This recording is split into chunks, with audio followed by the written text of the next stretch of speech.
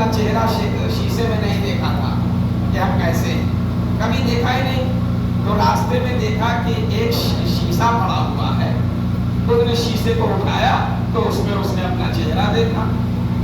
جب اپنا چہرہ دیکھا تو دیکھا ایک ہونٹ تو جا رہا ہے ناک تک لٹکا ہوا ہے اور دوسرا ہونٹ اوپر ہے جبہہ پیشانی تک جا رہا ہے. ناک بہت بڑی سی، چہرہ انتہائی کالا بالکل تارکول کی طرح.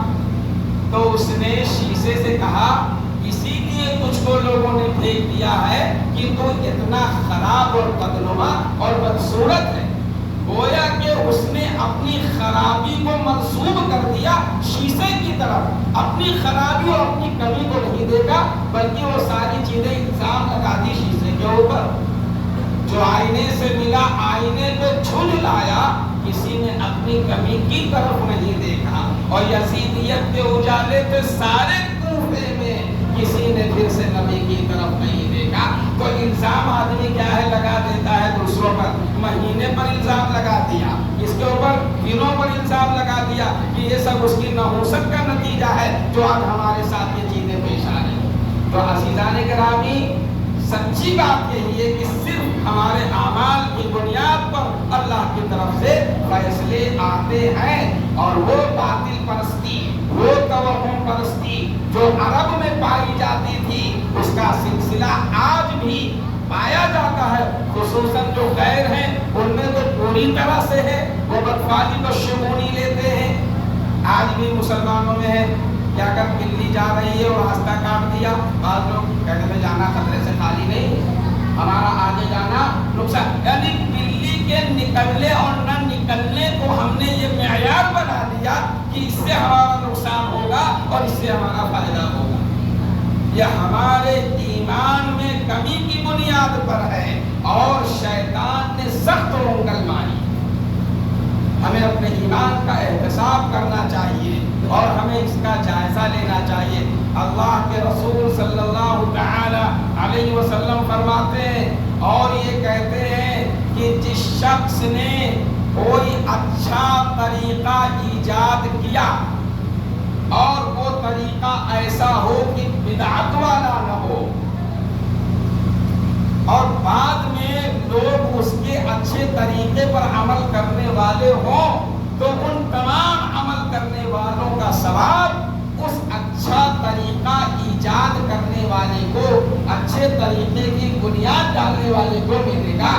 اور ان لوگوں کے ثواب میں کچھ کمی نہیں کی جائے. پھر آگے اللہ کے رسول صلی اللہ علیہ وسلم فرماتے ہیں کہ جس نے برا طریقہ ایجاد کیا، جس نے کوئی برائی کی بنیاد ڈالی اور بعد میں اس طریقے پر لوگ چلے، تو ان تمام کا وبال اس شخص کو ملے گا اور ان لوگوں کے کی برائی اور گناہ سے کچھ کم نہیں کیا جائے. حابیل نے سب سے پہلے حابیل اور قابیل بھائی، قابیل نے حابیل کا قتل کر دیا.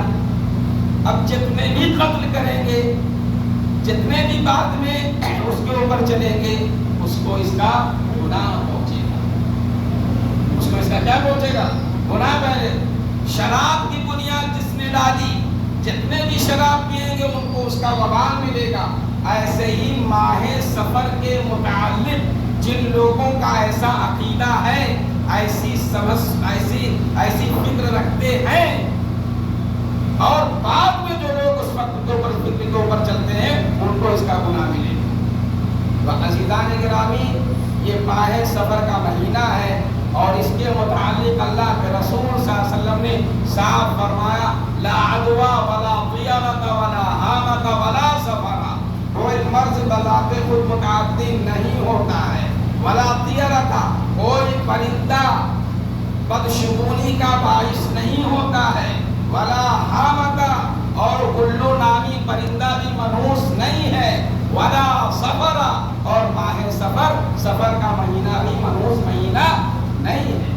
لہذا ہمیں جائزہ لینا چاہیے، احتساب کرنا چاہیے، اپنے ایمان کو ٹٹولنا چاہیے اور یہ دیکھنا چاہیے کہ قرآن میں اور حدیث میں اور کہیں اس کی کوئی سند پائی جاتی ہے؟